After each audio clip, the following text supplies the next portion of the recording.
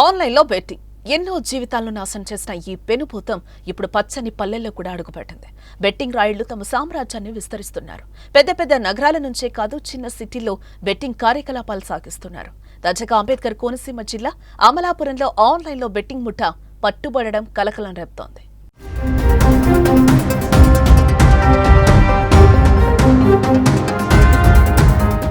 కోనసీమ, కృష్ణా జిల్లా, పశ్చిమ గోదావరి జిల్లాలకు చెందిన కొందరు వ్యక్తులు బ్యాచ్గా ఏర్పడి ఆన్లైన్లో బెట్టింగ్ దందా నడుపుతున్నారు.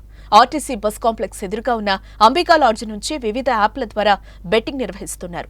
సమాచారం అందుకున్న పోలీసులు లాడ్జిపై దాడి చేసి 5గురిని అదుపులోకి తీసుకున్నారు.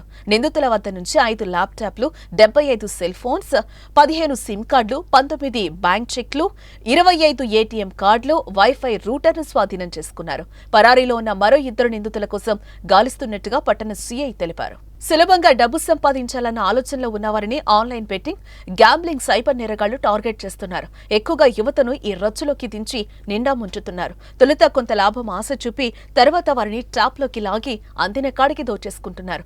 ఎంతో మంది యువకులు ఆన్లైన్ బెట్టింగ్ ఉచ్చులో చిక్కుకుని వెలవెల్లాడుతున్నారు. ఎన్నో కుటుంబాలు చితికిపోయాయి. ఆన్లైన్ బెట్టింగ్ పట్ల యువత అప్రమత్తంగా ఉండాలని పోలీసులు సూచిస్తున్నారు. అమలాపురం బస్టాండ్ ఆపోజిట్ అంబికా లాడ్జ్లో బెట్టింగ్, ఆన్లైన్ బెట్టింగ్ జరుగుతుందని చెప్పేసి రాబడిన సమాచారం మేరకు మా యొక్క అధికారుల యొక్క ఉత్తర్వుల మేరకు ఆ యొక్క లాడ్జ్ పైన నేను మా సిబ్బంది రైడ్ చేయడం జరిగింది.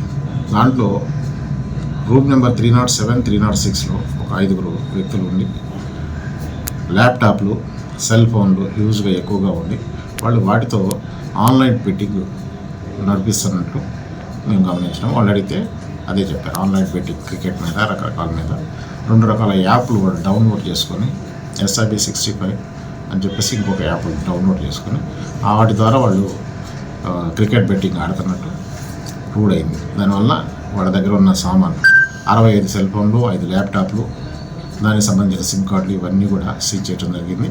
వాళ్ళని అరెస్ట్ చేసి ఈరోజు రిమాండ్ పంపించడం జరిగింది. అట్లనే ఈ యొక్క 5 వ్యక్తులు, 2 మన అమలాపురం టౌన్ ప్రక్కన ఉన్న బట్లపాలకు సంబంధించిన వాళ్ళు, 2 భీమవరానికి సంబంధించిన వాళ్ళు, ఇంకొకళ్ళు కైకులు. ఈ 5 వ్యక్తులు, వీళ్ళతో పాటు ఇంకా 2 పరారులో ఉన్నారు. ఆ వ్యక్తుల గురించి మా ఉన్నతాధికారులు ఆదేశాల మేరకు స్పెషల్ టీంలు ఏర్పాటు చేసి వాళ్ళ కోసం తిరుగుతున్నారు.